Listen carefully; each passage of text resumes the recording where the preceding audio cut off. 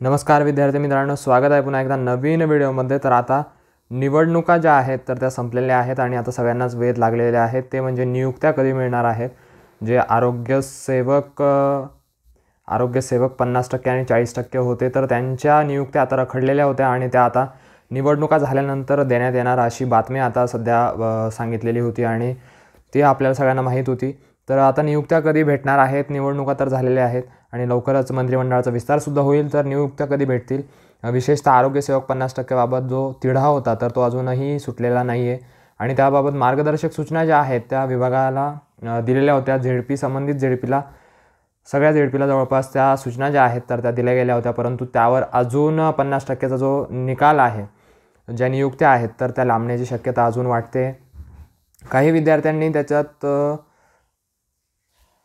हायकोर्टमध्ये त्यासंबंधी याचिका केली होती आणि त्यामुळे ती केस पेंडिंग असल्यामुळे कोर्टाने त्यावर आता स्टे आणलेला आहे आणि त्यामुळे कदाचित नियुक्त्यांसाठी अजून थोडा उशीर होऊ शकणार आहे।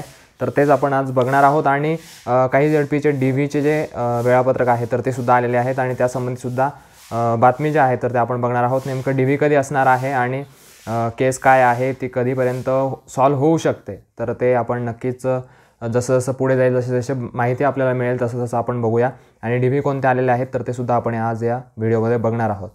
तर आपण आता बघू शकतोय ही डेट जी आहे तर ते आताची डेट आहे 27/11/2024च्या दरम्यान ती पिटिशन जी आहे, जी केस आहे तर ती फाईल केलेली आहे आणि त्यामुळे आता या निर्णयावर, या नियुक्त्यांवर आता स्टे सध्या कोर्टाने आणलेला आहे।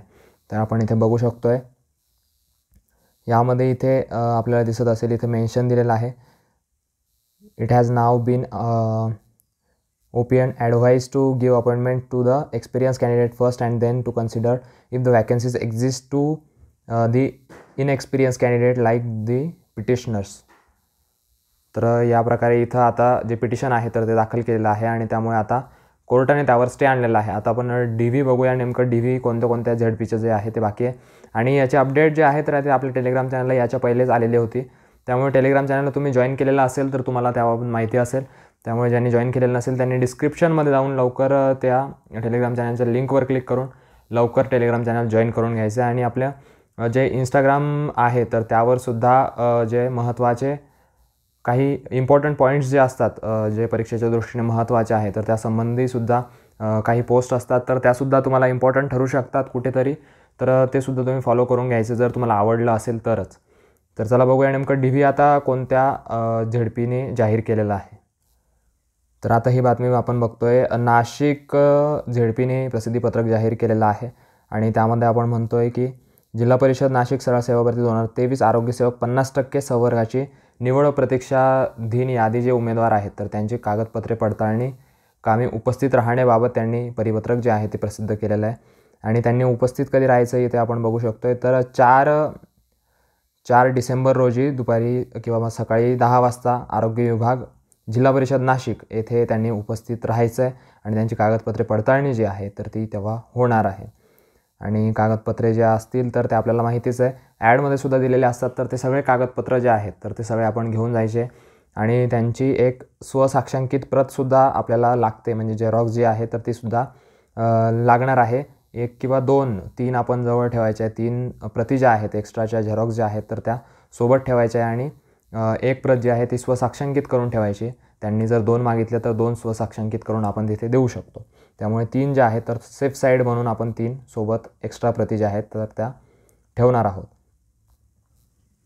आणि धुळेने सुद्धा एक परिपत्रक जाहीर केलेलं आहे, इथं आपण बघतोय की जिल्हा परिषद 50% धुळे यांच्याद्वारे 19 जुलै रोजी परीक्षा घेण्यात आली होती आणि त्यानंतर मार्गदर्शक सूचनानुसार निवड सूचित काही विद्यार्थ्यांचा समावेश करण्यात आलेला आहे।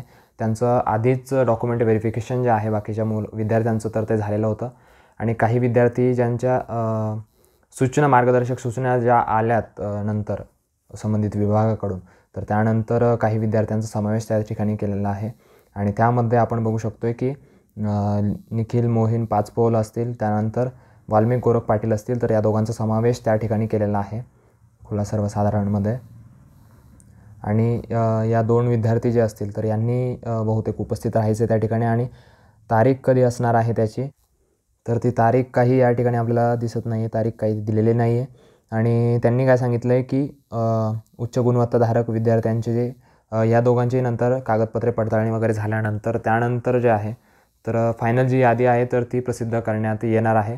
त्यानंतर सगळे जी पुढची प्रोसेस असेल नियुक्तीच्या संबंधी अंतिम निवड यादी जी म्हणतो आपण आणि अंतिम प्रतीक्षा यादी जी म्हणतो तर ती त्यानंतर प्रसिद्ध करण्यात येणार आहे. त्यानंतर अजून एका जिल्हा परिषदेचं वेळापत्रक जे आहे DV-साठीचं किंवा मग बाकी कशासाठीचं तर एक प्रेस नोटसुद्धा प्रसिद्ध करण्यात आलेली होती आणि ही जिल्हा परिषद जी होती ती होती वर्धा जिल्हा परिषदेकडून ही प्रेस नोट प्रसिद्ध करण्यात आली होती. आणि त्यांनी त्या प्रेस नोटमध्ये जी गुणवत्ता यादी प्रसिद्ध करण्यात आली होती IBPSकडून तर त्यानुसार कागदपत्रे तपासणी आणि बायोमेट्रिक व्हेरिफिकेशन यासाठी 27 ऑगस्ट रोजी करण्यात आलेलं होतं असं सांगितलं त्यांनी. 27 ऑगस्ट रोजी तिथे झालेलं होतं सगळं. आणि त्यानंतर 15 ऑक्टोबरला त्यांना जे मार्गदर्शक सूचना ज्या आहेत तर त्या प्राप्त झालेल्या होत्या. आणि त्यानंतर विहित प्रमाणपत्र धारण करणारे जे उमेदवार होते तर गुणवत्ता यादीत ज्यांना स्थान मिळालेलं आहे तर अशांनी 2 डिसेंबर रोजी 11 वाजता जे मूळ शैक्षणिक दस्तावेज असतील तर त्यांच्यासोबत सिंधुताई सपकाळ सभागृह जिल्हा परिषद वर्धा येथे कागदपत्र तपासणी तसेच बायोमेट्रिक व्हेरिफिकेशन करता उपस्थित राहायचं आहे. म्हणजे जे हंगामी फवारणीचं प्रमाणपत्र धारण करणारे जे विद्यार्थी असतील तर त्यांनी त्या ठिकाणी उपस्थित राहावं लागणार आहे त्यांना 2 डिसेंबरला त्या ठिकाणी उपस्थित राहावं लागणार आहे. बाकीच्यांचं व्हेरिफिकेशन जे आहे ते ऑलरेडी झालेलं आहे ऑगस्ट महिन्यामध्ये.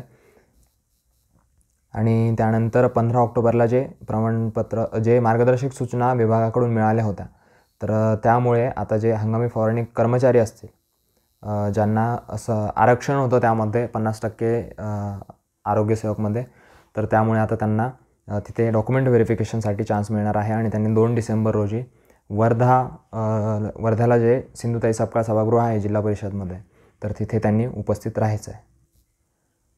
आणि ही जी केस जी आहे तर ती पडलेली आहे आरोग्यसेवक 50%च्या निकालावर त्याचा परिणाम होऊ शकतो नियुक्त्यांवर त्याचा परिणाम होऊ शकतो आणि त्यावर स्टे आणलेला आहे. तर पुढची काही अपडेट आली स्टे वगैरे सगळं नील झालं किंवा मग त्याचं स्टे हटला की त्यानंतर तुम्हाला जे अपडेट्स असतील तर त्या नक्की कळवल्या जातील आपल्या टेलिग्राम चॅनलला असतील किंवा मग यूट्यूब चॅनलला असतील. त्यामुळे यूट्यूब चॅनलला आपल्याला सबस्क्राईब करायला विसरू नका जेणेकरून नवीन अपडेट जे आहेत ते तुम्हाला मिळत राहतील. माहिती आवडली असेल तर व्हिडिओला लाईक नक्की करा. तर चला भेटूया अशाच नवीन इन्फॉर्मेटिव्ह व्हिडिओसह. तोपर्यंत काळजी घ्या. All the best.